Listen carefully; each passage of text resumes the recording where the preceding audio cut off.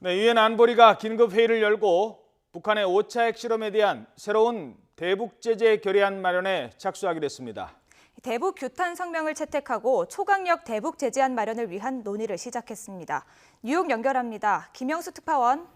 네, 뉴욕입니다. 자, 안보리가 새로운 대북 제재 결의안을 마련하기로 했다고요? 네, 그렇습니다. 유엔 안전보장이사회가 오늘 긴급 회의를 열고 북한의 5차 핵실험에 따른 새로운 대북 제재 결의안 마련에 들어가기로 했습니다. 15개 안보리 이사국은 오늘 회의에서 핵실험을 강행한 북한을 강력히 규탄하는 언론 성명을 만장일치로 채택하고 이같이 합의했습니다. 안보리는 성명에서 북한의 핵실험은 안보리 결의에 대한 명백한 위반이며 노골적인 무시라고 비판했습니다. 그러면서 이전 결의안에서 밝혔던 대로 중대한 추가 조치를 취하기 위해 즉각적인 논의에 들어갈 것이라고 말했습니다.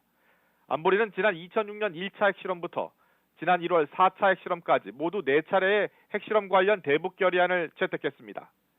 새로운 대북 결의안은 더욱 강도 높은 추가 조치가 담길 것으로 보입니다. 안보리는 지난 7일 대북 규탄 성명을 채택하면서 추가 도발 시에 중대 조치를 경고한 바 있습니다.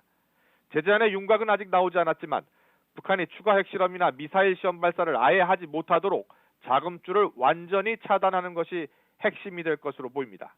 따라서 올해 초 북한의 4차 핵실험을 응징하기 위한 안보리 결의 2270호보다 더욱 강력한 제재안이 마련될 것이란 전망입니다. 논의가 급물살을 타면 빠르면 이달 안에 늦어도 다음 달 초에 더욱 강력한 결의안이 마련될 것으로 보이는데요. 다만 중국이 북한에 대한 추가 제재에 얼마나 적극적으로 나설지가 관건입니다. 실제로 지난 3월 안보리 결의안은 중국이 문제를 제기하면서 북한의 핵실험 이후 거의 2달 만에 채택되기도 했습니다. 지금까지 뉴욕에서 YTN 김영수입니다.